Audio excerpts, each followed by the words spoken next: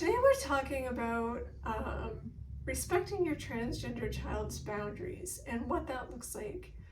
And so when our children come out as transgender, it's a very emotional time for us as parents because we're learning new information about our children and we're having to think about our children and our families in a whole new different way. And so we have to do the work of sorting out those emotions and learning new information and coming to an understanding of what that means for our families going forward. And we've talked before about how we should do that away from our children, right? We don't want to burden our children with our emotions and our feelings about that because that's not fair to them. And I think sometimes that we forget that it's a journey for our children to become their whole authentic selves. It's not just the coming out part of it, right? There can be name changes and pronoun changes, and sometimes multiple changes of names and pronouns. If you read or listened to I didn't do a video about it, but if you read the post on my website that I shared, that my friend Kalyn wrote, they talked about how sometimes transgender people try on multiple names and pronouns because, as they said, how do you know what the right one is unless you try on different ones and find the one that fits for you, which I thought was really great. And so there can be multiple different adjustments that you have to make with your child for a name and pronouns. And each time that you have to go through that process, there can be emotions that come with that as you work through the different changes.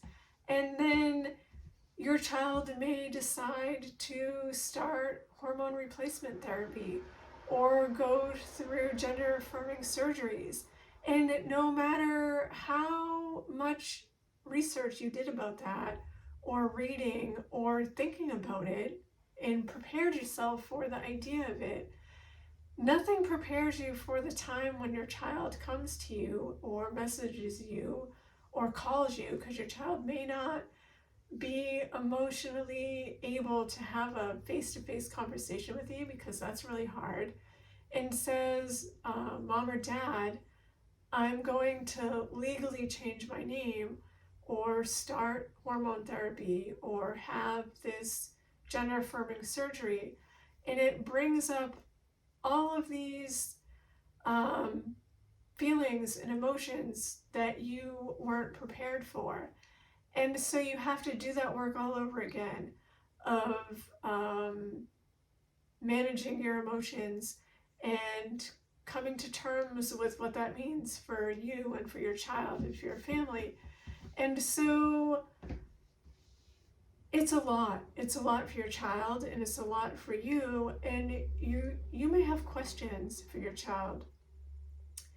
And it's important to remember that it's not always appropriate to ask those questions of your child, which was something that I didn't know when my son Liam came out as being transgender. And I asked some of those questions because I didn't understand that it wasn't okay. I just had questions.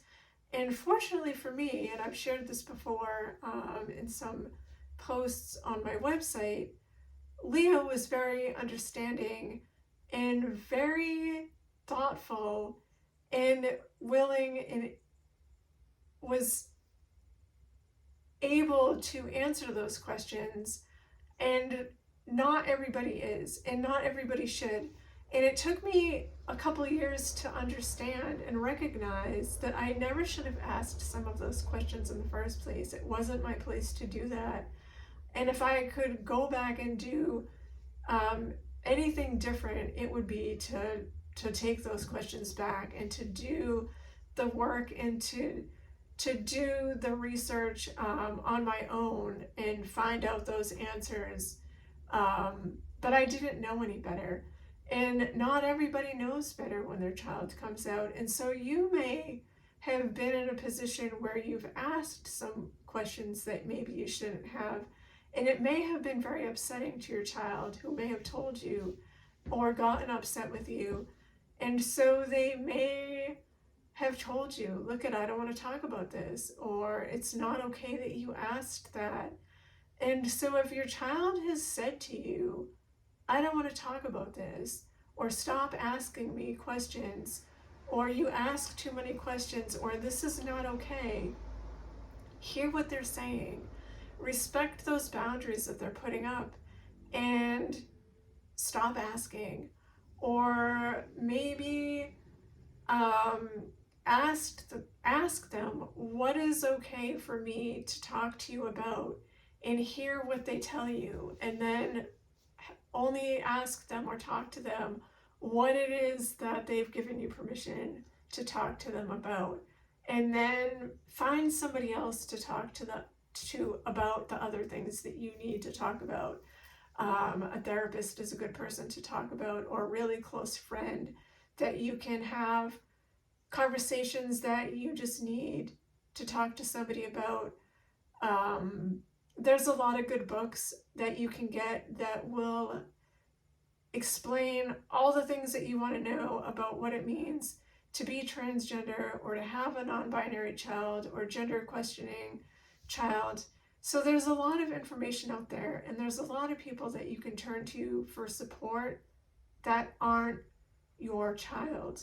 And so I just wanted to talk about that a little bit, about what it means to respect your child when they say, this is not okay, or I can't talk to you about this.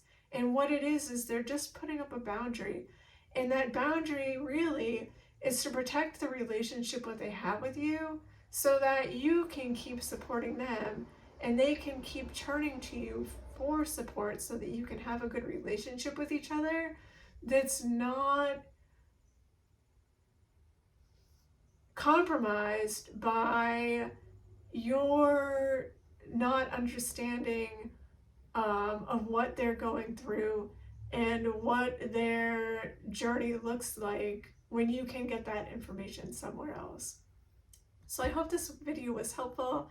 Feel free to leave your thoughts in the comments, and we will talk again soon.